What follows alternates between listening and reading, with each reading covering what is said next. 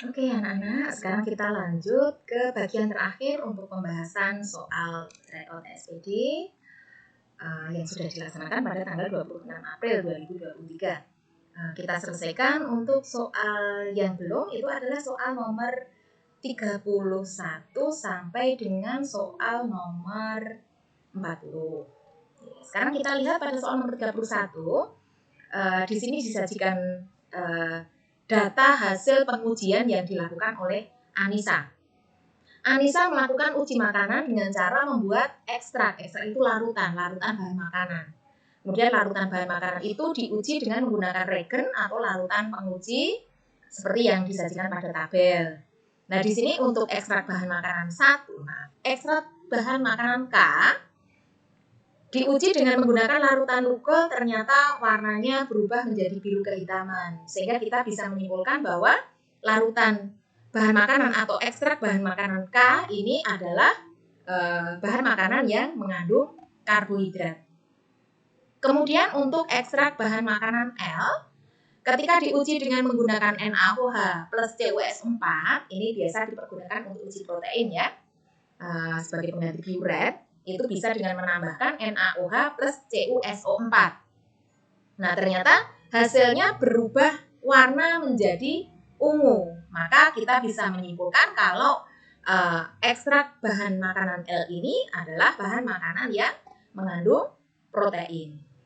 Kemudian untuk bahan yang M diuji dengan benedik.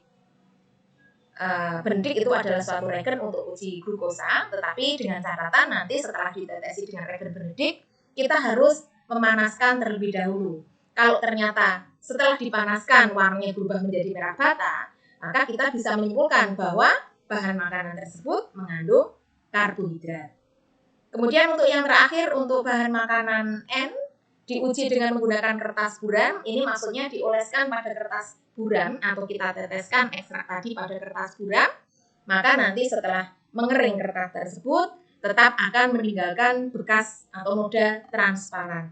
Nah, maka bahan itu adalah bahan yang mengandung lemak. Nah, sekarang kita identifikasi. Setelah kita tahu bahan-bahan tersebut mengandung zat makanan apa, kita perlu mengetahui di mana bahan makanan tersebut dicerna. Yang pertama untuk karbohidrat. Karbohidrat itu dicerna secara kimiawi. Yang pertama itu di mulut. Nah, berarti kalau pada gambar ini ditunjukkan oleh angka Romawi 1. Nah, kemudian masih dilanjutkan lagi nanti untuk pencernaan kimiawi yang kedua itu dilakukan di usus halus. Di sini untuk usus halus ditunjukkan dengan nomor 5. Sedangkan untuk yang protein, pencernaan kimiawi pertama terjadi di lambung pada bagian yang ditunjuk oleh angka 3, kemudian nanti akan dilanjutkan pada usus halus yang ditunjuk oleh angka 5. Sedangkan glukosa, hasil pencernaan, di mana glukosa itu sebenarnya merupakan hasil pencernaan dari karbohidrat. Ya, jadi kalau karbohidrat itu sendiri nanti pencernaannya berlangsung di usus halus atau di bagian yang bernomor 5. Kemudian untuk N, bahan makanan yang mengandung lemak itu biasanya hanya dicerna di usus halus saja. Jadi hanya di bagian yang bernomor 5 saja. Nah, kemudian untuk pencernaan kimiawi yang berlangsung di usus halus itu biasanya terjadi dengan bantuan enzim-enzim yang dihasilkan oleh organ pankreas, organ yang bernomor 4. Sekarang kita lihat pada analisisnya. Analisis yang dilakukan oleh Anissa adalah yang A, ekstrak bahan makanan K. K tadi adalah mengandung karbohidrat. Dicerna di organ 2. Organ 2 itu adalah organ lambung. Nah, berarti ini yang tidak benar. Ya, seharusnya bukan di organ 2, tetapi bisa di organ 1 atau organ 4. Kemudian analisis yang kedua, ekstrak bahan makanan L. L tadi mengandung protein. Dicerna dengan bantuan enzim yang dihasilkan oleh organ 3. L itu adalah bahan makanan yang mengandung protein, dicerna dengan bantuan enzim yang dihasilkan oleh organ 3. Organ 3 itu adalah lambung. Nah, lambung, salah satu fungsi dari lambung itu adalah untuk menghasilkan enzim. Enzimnya apa saja? HCl, pepsin, dan renin. Nah, dari 3 enzim tersebut salah satunya yaitu pepsin itu berfungsi untuk mencerna protein. Maka untuk yang analisis yang B ini benar. Nah, sekarang lanjut ke yang analisis C, ekstrak bahan makanan M. M tadi adalah bahan makanan yang mengandung glukosa.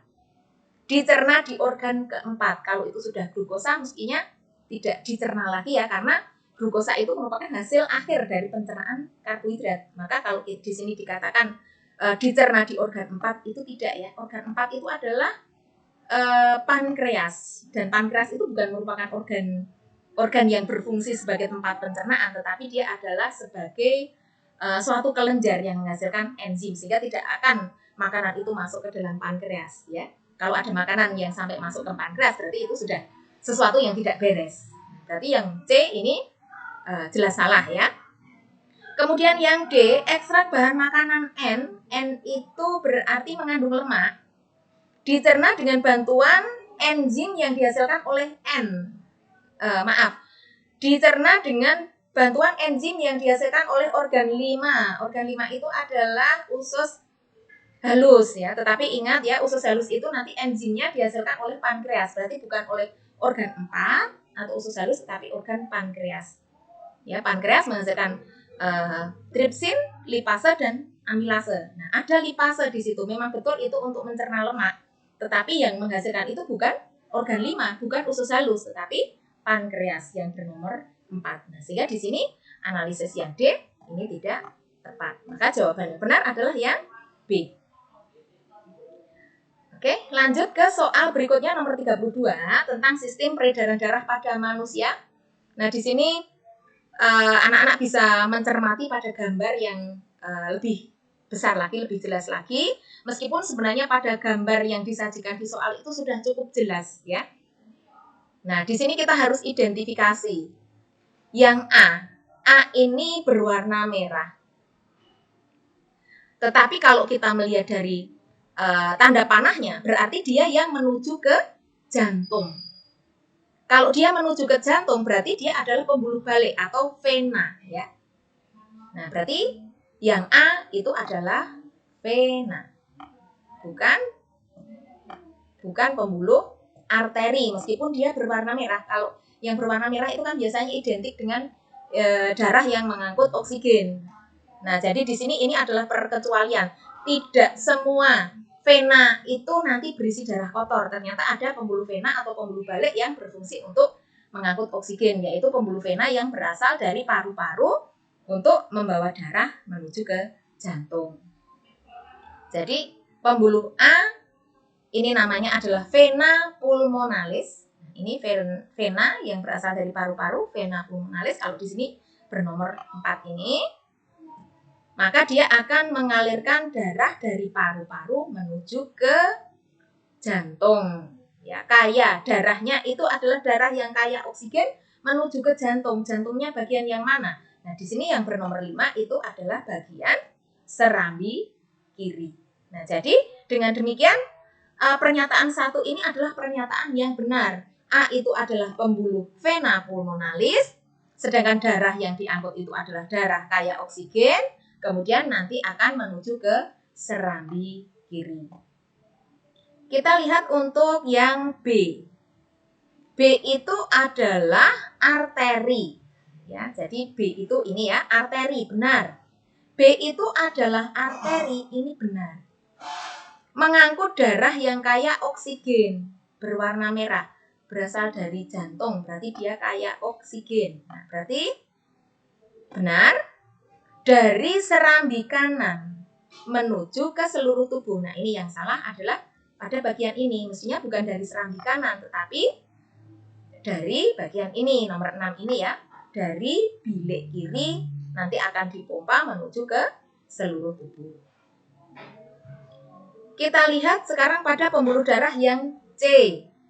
Pembuluh darah C itu adalah pembuluh vena atau pembuluh balik ya.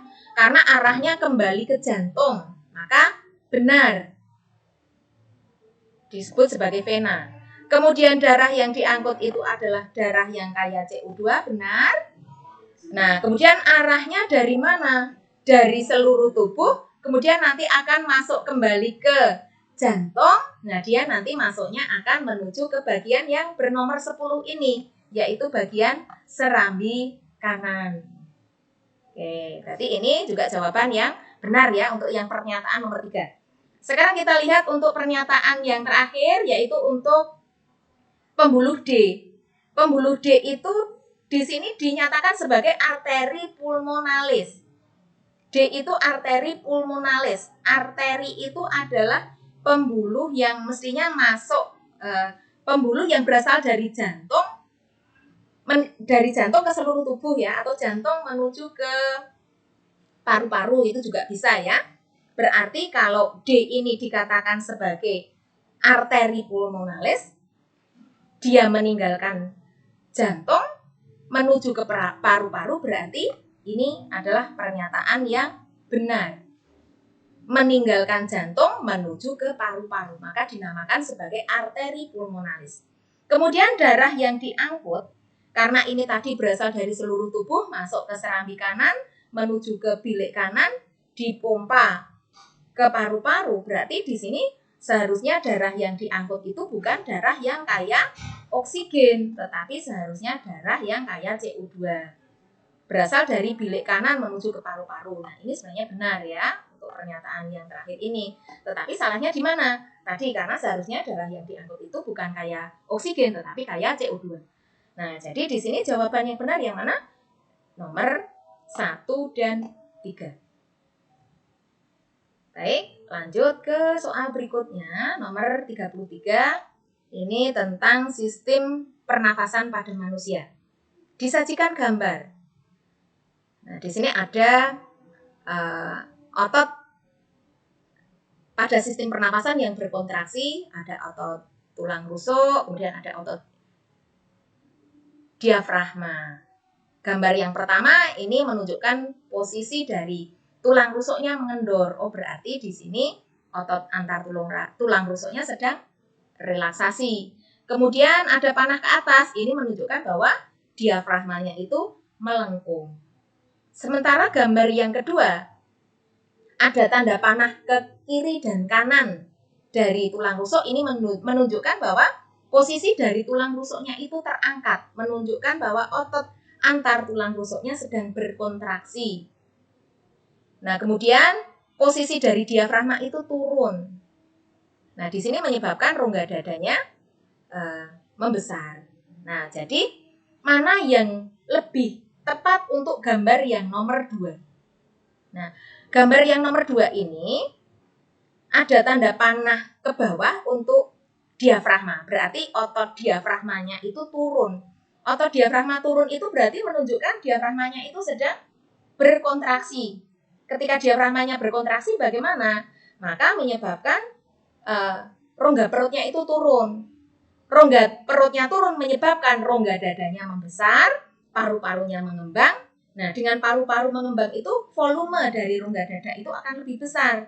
Ketika volumenya besar, maka tekanannya itu menjadi lebih kecil jika dibandingkan dengan tekanan udara luar, maka udara luar itu nanti akan masuk ke dalam paru-paru. Nah, jadi ini jawaban yang benar adalah untuk yang alternatif pilihan A. Sedangkan untuk nomor 34, ini tentang sistem ekskresi pada manusia, khususnya adalah ginjal.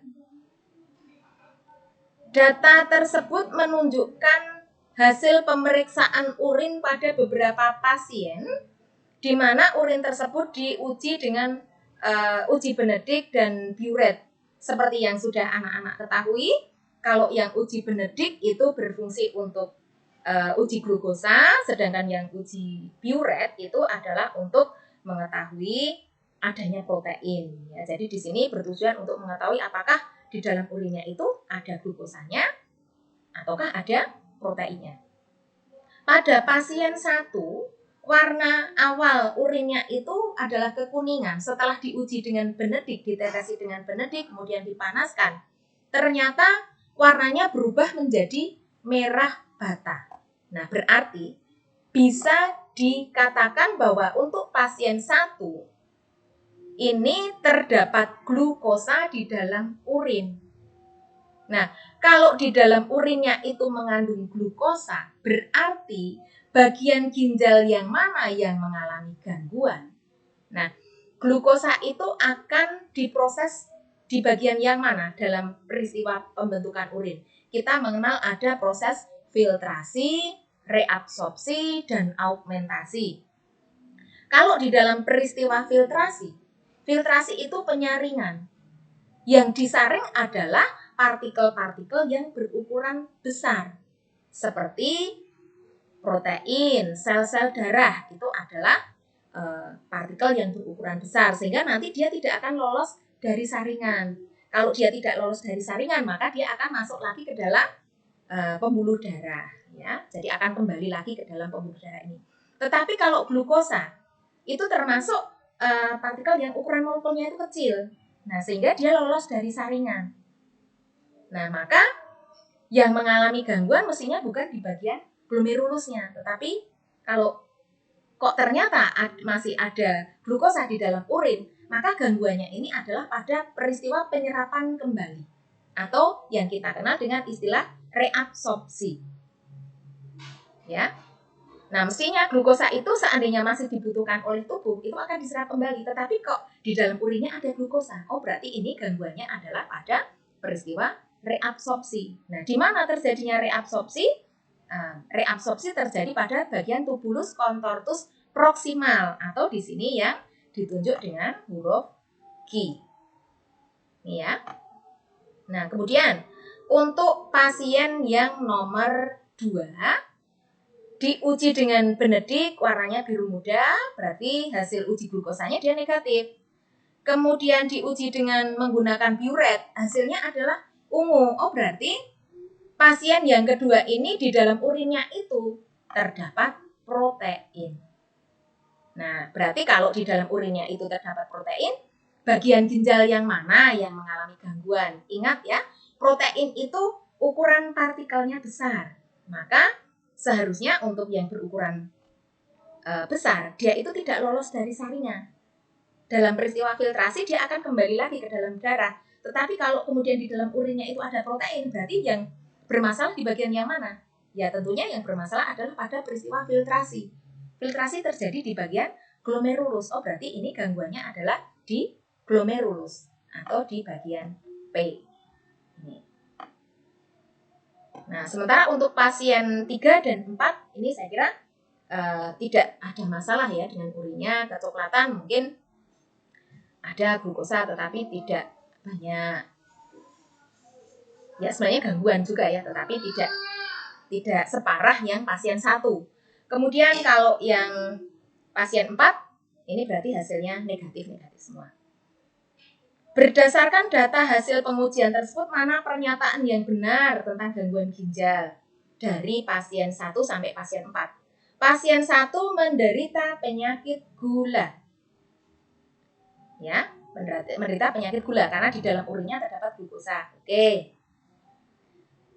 Ini bisa diterima. Tetapi terjadi gangguan fungsi ginjalnya di bagian P. Bagian P tadi apa? Glomerulus. Nah, sementara glukosa itu kan prosesnya bukan di glomerulus, tetapi penyerapan kembali di tubulus contortus proximal. Sehingga bagian ini yang tidak benar.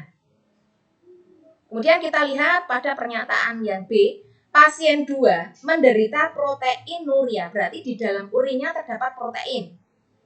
Benar ya, pasien 2 hasil ujinya mengandung protein. Kemudian bagian yang mengalami gangguan adalah bagian P, glomerulusnya. Oke, berarti ini benar. Nah, sekarang kenapa kok kita tidak milih yang 3? Penyakit gula. Pasien 3 penyakit gula. Oke, ya, penyakit gula oke. Mungkin bisa diterima karena di sini kecoklatan. Tetapi gangguan fungsi ginjalnya itu adalah bagian yang Q. Nah, berarti tidak benar untuk bagian ini. Meskipun demikian, untuk uji glukosa itu dinyatakan positif kan dengan catatan harus warnanya itu merah bata. Jadi kalau masih kecoklatan saja mungkin itu belum bisa dinyatakan sebagai hasil yang positif ya. Maka ini tetap kita tidak pilih yang alternatif C. Kemudian yang pasien 4 menderita proteinuria, tidak benar ya. Karena hasilnya uji protein dia biru tua, berarti negatif. Oke, berarti untuk soal nomor 34 ini yang paling benar adalah B. Lanjut soal nomor 35 tentang siklus menstruasi. Nah, di sini anak-anak harus memahami hormon-hormon pada wanita ya. Selain anak-anak memahami tentang alat-alat reproduksi wanita itu bagiannya apa saja, fungsinya apa, maka anak-anak juga harus pahami hormon-hormon pada wanita. Yang pertama ada follicle stimulating hormone atau sering disingkat FSH. Follicle stimulating hormone itu adalah hormon yang berfungsi untuk merangsang, menstimulasi pertumbuhan folikel sehingga nanti akan terjadi pemasakan sel telur, merangsang pemasakan sel telur ya, maaf ini pemasakan bukan pembentukan sel telur tetapi pemasakan sel telur. Nah, di sini berarti nanti kadarnya akan setelah selesai menstruasi hormon FSH itu pelan-pelan nanti akan meningkat sampai menjelang terjadinya ovulasi. Yang kedua adalah luteinizing hormone atau sering disingkat dengan LH. Fungsinya adalah untuk merangsang pelepasan sel telur yang telah matang atau sering kita kenal dengan istilah ovulasi. Nah, ini kapan terjadinya? Biasanya ovulasi itu kira-kira di hari ke-14, 15 dihitung dari menstruasi pertama. Nah, di sini tadi kan terjadi pematangan sel telur sampai kira-kira di hari ke-14, ini sel telurnya sudah matang sekali. Nah, maka ketika sudah matang sekali, dia harus lepas ya, dilepaskan dari folikelnya.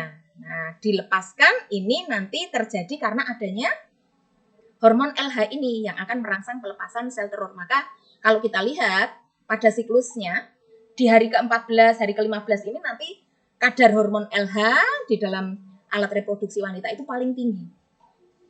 Jadi dari setelah menstruasi itu meningkat pelan-pelan sampai nanti di hari ke-14, 15 itu kadarnya akan paling tinggi. Kemudian hormon yang ketiga itu adalah hormon progesteron. Hormon progesteron adalah hormon yang berfungsi untuk merangsang pertumbuhan dinding rahim atau endometrium, di mana hormon ini dihasilkan oleh badan kuning atau corpus luteum. Ini ya, yang dimaksud dengan badan kuning.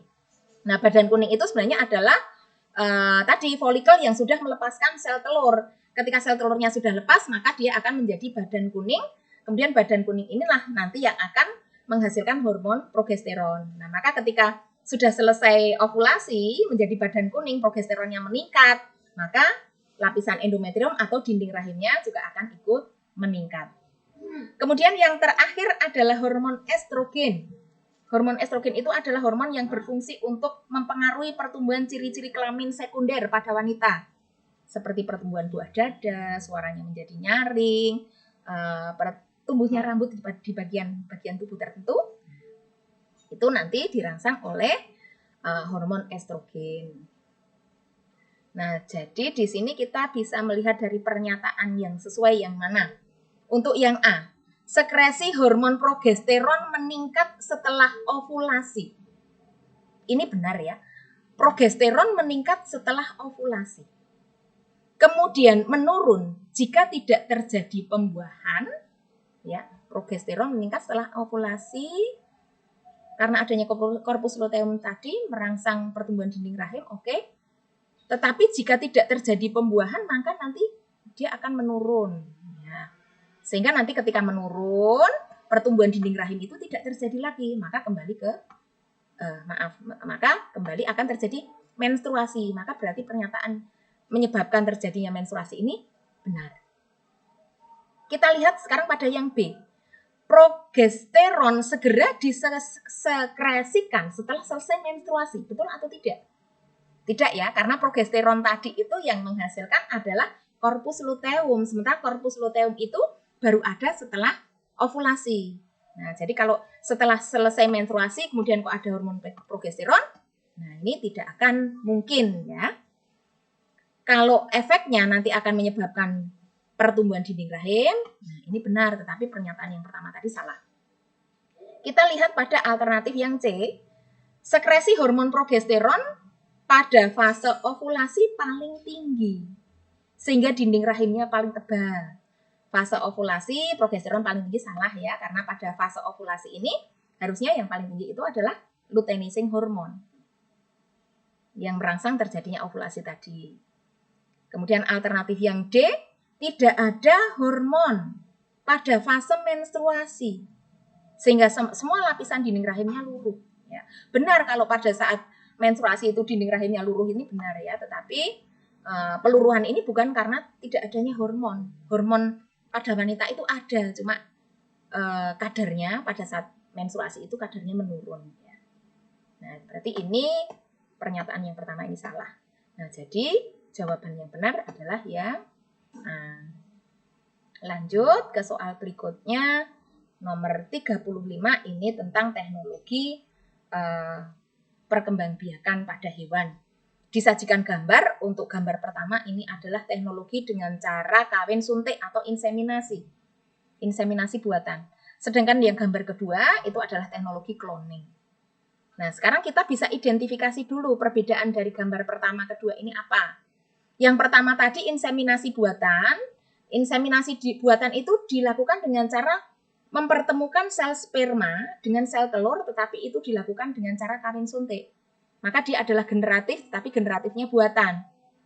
Nah, sedangkan kalau yang teknologi cloning, untuk teknologi cloning ini, di sini kita tidak melihat adanya sel sperma ya, tetapi hanya membutuhkan ovum dan inti sel dari suatu sel tubuh. Nah, karena tidak ada keterlibatan sel sperma di situ, maka kita bisa mengatakan bahwa yang kedua ini, cloning itu adalah reproduksi secara vegetatif karena tidak terjadi peleburan sperma. Nah, kemudian yang kedua perbedaannya adalah terbentuknya individu baru. Kalau yang gambar 1, yang teknologi inseminasi buatan, embrio ini terbentuk dari mana? Dari hasil peleburan antara sel sperma dengan sel telur. Sementara untuk yang gambar teknologi cloning, bagaimana terbentuknya individu baru? Ini zigot. Ini tidak didahului dengan peleburan sperma dengan sel telur, tetapi di sini kita mengambil ovum yang sudah dihilangkan inti selnya, kemudian nanti akan dimasuki dengan inti sel dari suatu sel tubuh. Ternyata setelah dimasuki inti sel itu, dia bisa berkembang menjadi zigot menjadi morula, blastula, dan seterusnya, sehingga nanti akan menjadi individu baru. Ya, jadi tanpa peleburan sel kelamin jantan dan betina. Sehingga di sini kita bisa menyimpulkan bagaimana sifat individu baru yang terbentuk kalau dari teknologi yang pertama, inseminasi buatan tadi, karena ada sel sperma, di mana sel sperma itu membawa sifat sendiri, kemudian sel telur itu juga membawa sifat sendiri, sehingga nanti ketika terjadi peleburan, maka sifat individu baru yang dihasilkan itu merupakan perpaduan sifat dari kedua induknya. Jadi bisa menghasilkan sifat-sifat yang bervariasi, tergantung nanti sifat mana yang lebih kuat, apakah yang dibawa oleh sel sperma ataukah sifat yang dibawa oleh sel telur. Tetapi yang jelas di situ tetap terjadi perpaduan sifat dari kedua induk. Sedangkan untuk yang teknologi cloning, nah di sini nanti akan sama persis dengan sel induknya. Nah di sini sel induknya itu yang mana? Sel induknya itu bukan yang ovumnya, karena ovumnya ini kan inti ovum itu dibuang. Inti sel telurnya dibuang, nanti akan dimasuki dengan inti suatu sel tubuh. Nah, nanti yang berperan dalam menentukan sifat itu adalah yang dari inti sel tubuhnya, jadi bukan dari ovumnya. Nah, sekarang kita lihat pada alternatif jawabannya. Kalau yang A, itu hewan pada gambar 1 dikembangbiakkan dengan teknik reproduksi aseksual. Gambar 1 aseksual. Oh, berarti ini tidak benar. Gambar 2 dikembangbiakkan dengan teknologi seksual. Berarti ini juga tidak benar, karena yang kedua itu justru yang aseksual. Yang C, sifat keturunan pada gambar 1 sama persis dengan sifat betina pendonor embrio. Ini tidak benar ya, karena sifatnya perpaduan kedua induk. Sifat anak pada gambar 2 sama persis dengan sifat induk betina yang Vindorset. Ini maksudnya Vindorset itu adalah yang sebagai pendonor inti sel kelenjar susu. Nah, tadi sudah dikatakan kalau sifatnya akan sama persis dengan pendonor inti. Maka jawaban yang D ini adalah jawaban yang benar. Oke. Baik, kemudian kita akan lanjut pembahasan untuk soal berikutnya, yaitu di soal nomor 37 ya. Ini tentang pengangkutan pada tumbuhan.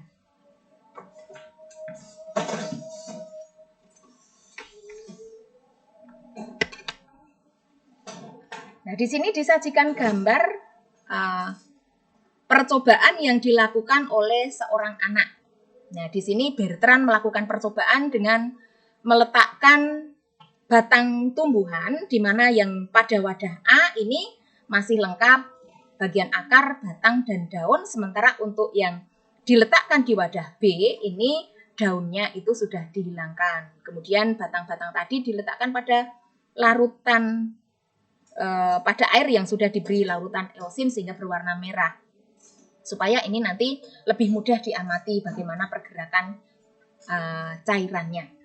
Nah, ternyata setelah 1 hari air pada wadah A ini menjadi banyak berkurang, jadi airnya itu akan turun, permukaan airnya turun. Sementara yang ada pada wadah B ini yang berkurang itu hanya sedikit saja. Nah, ini menunjukkan bahwa air yang ada pada wadah A ini banyak yang terserap masuk ke dalam jaringan tumbuhan. Nah, sekarang mengapa air yang ada di dalam wadah A ini dapat masuk ke dalam bagian tumbuhan? Nah, sekarang kita cek dulu. Pada bagian yang A ini ada daun.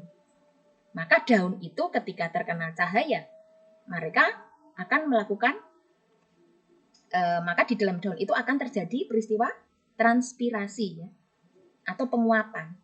Ada air yang keluar melalui stomata pada daun. Nah, sehingga dengan air itu keluar melalui stomata itu, maka air yang ada pada daun berkurang, sehingga nanti jaringan-jaringan yang ada daun itu akan menyerap cairan yang ada di jaringan batang. Ya, maka nanti yang ada di bagian batang itu juga akan menyerap melalui akar. Nah, akar nanti akan menyerap dari cairan-cairan yang ada di sekitarnya. Dalam hal ini adalah cairan yang ada di wadah A. Nah, sedangkan yang ada di wadah B ini karena tidak ada daun, maka peristiwa transpirasinya itu sedikit sekali ya. Sedikit, maka air yang keluar dari dalam tubuh tumbuhan itu hanya sedikit, maka yang diangkut dari batang, kemudian batang mengambil dari tanah, dari akar, kemudian akar mengambil dari air yang ada di sekitarnya, ini hanya sedikit. Jadi di sini faktor yang paling berpengaruh itu adalah karena ada tidaknya daun. Jadi faktor yang berpengaruh itu sebenarnya adalah karena faktor daya hisap daun. Nah, daya hisap daun itu nanti akan mempengaruhi pengangkutan air dari dalam tanah atau dari dalam wadah. Kalau dalam percobaan ini yang diangkut melalui silem. Nah, jadi di sini faktor yang berpengaruh adalah ini. Banyaknya daun akan mempercepat penguapan sehingga nanti penyerapan air menjadi lebih banyak. Jadi tidak karena peristiwa fotosintesis itu tidak ya. Kalau fotosintesis memang betul membutuhkan air, tetapi air itu nanti untuk dimasak bukan karena untuk diuapkan, dan tentu saja nanti kalau untuk dimasak juga yang berkurang itu tidak akan banyak sekali. Kemudian kenapa kok tidak kita memilih C? Kebutuhan air lebih banyak pada tumbuhan yang berdaun karena diperlukan untuk fotosintesis ya. Sekali lagi ini peristiwa yang berkaitan dalam hal ini adalah karena penguapan bukan fotosintesis.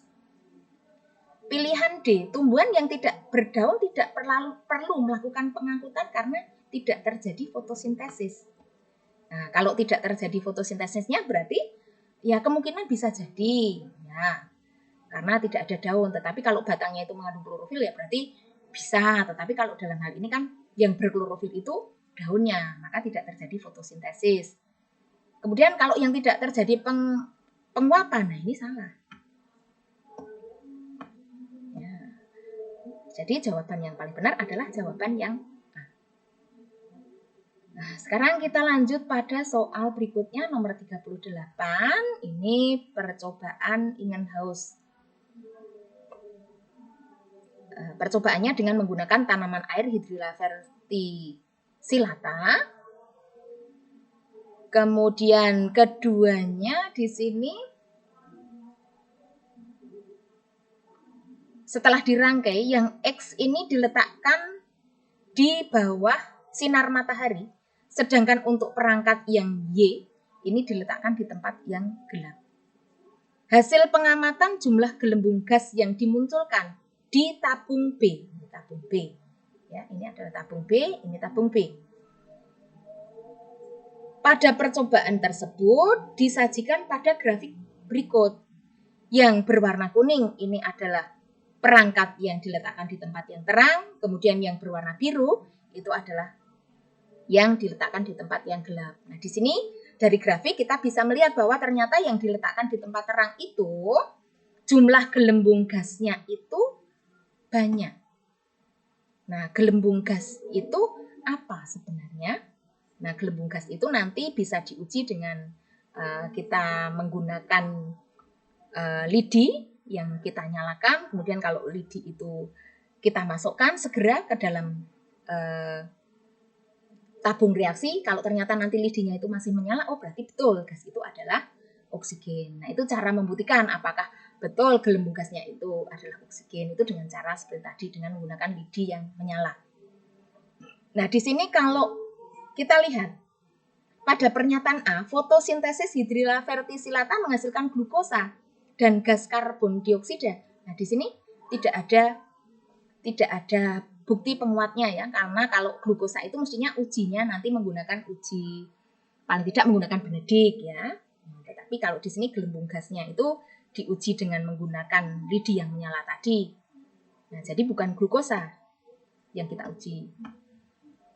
Kemudian intensitas cahaya mempengaruhi kuantitas. Kuantitas itu jumlah gas oksigen hasil fotosintesis. Nah, ini kemungkinan jawaban yang benar dari pengujian menggunakan lidi yang menyala tadi. Fotosintesis terjadi di daun dan menghasilkan gas karbon dioksida. Ini benar ya, tetapi untuk pernyataan yang C ini kita tidak perlu melakukan percobaan dengan percobaan Ingenhousz. Kalau percobaan Ingenhousz kan sampai ke gelembung gasnya. Nah, di sini tidak ada pernyataan yang menyatakan ada hubungannya dengan gelembung gas apa di situ. Maka kita tidak milih yang C. Meskipun benar fotosintesis itu terjadi di daun dan menghasilkan gas. Nah, meskipun demikian kan gasnya itu juga bukan gas karbon dioksida, tetapi gas oksigen. Kemudian yang D, tanaman Hydrilla verticillata tidak dapat berfotosintesis di air. Ini tidak ya. Jadi alasan kenapa dalam percobaan ini yang dipergunakan adalah tanaman Hydrilla itu justru karena tanaman Hydrilla itu dapat berfotosintesis di air. Dari peristiwa fotosintesis itu dihasilkan gas. Nah, gasnya itu nanti bisa kita amati dari gelembung-gelembung gas yang terbentuk. Nah, maka di sini jawaban yang paling benar, yang paling mendekati, paling tepat itu adalah jawaban yang B. Oke, lanjut ke soal berikutnya. Ini tentang persilangan ya. Dylan mengamati perbedaan sifat yang dipunyai oleh dua varietas tanaman kacang ercis. Dari hasil pengamatannya diperoleh data bahwa dua varietas tersebut mempunyai perbedaan dalam hal tinggi batang, warna bunga, letak bunga, dan bentuk polong. Masih ada lagi yaitu bentuk biji, warna biji, tekstur permukaan biji.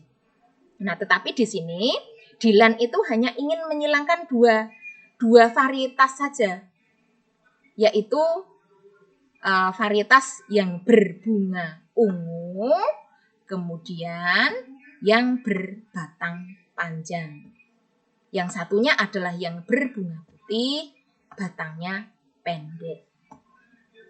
Nah, dari sini maka kita bisa menyimpulkan bahwa sebenarnya yang Dylan lakukan ini adalah persilangan dihibrid.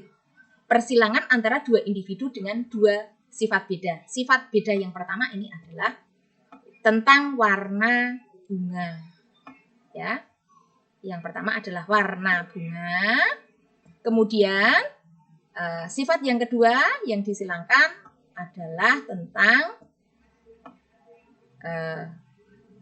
tinggi batang. Ini sifat yang kedua.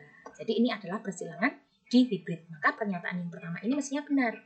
Yang dilakukan oleh Dylan ini adalah hibrid.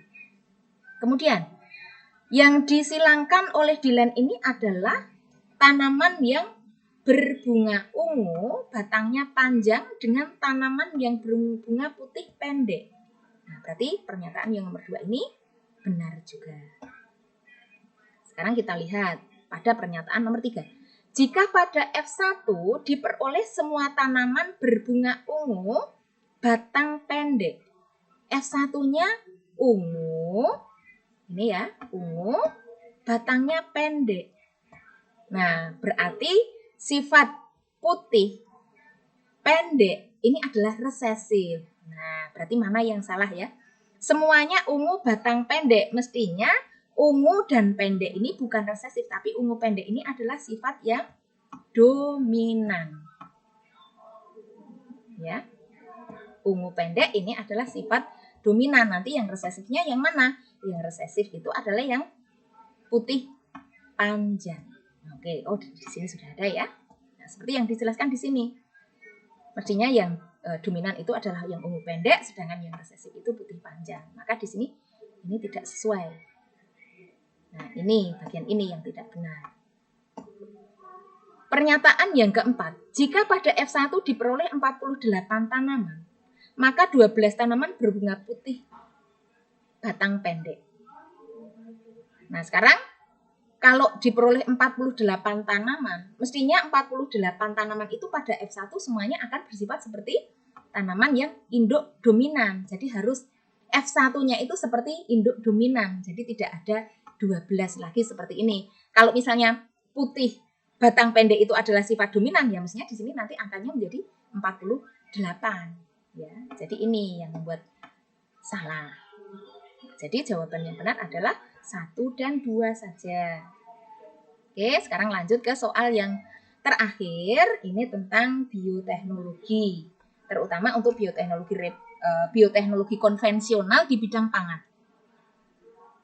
Perhatikan cuplikan artikel berikut. Nanti setelah anak-anak membaca dengan cermat artikelnya, nah kemudian bisa dicocokkan pernyataan-pernyataan yang berkaitan dengan bioteknologi pada pembuatan tempe.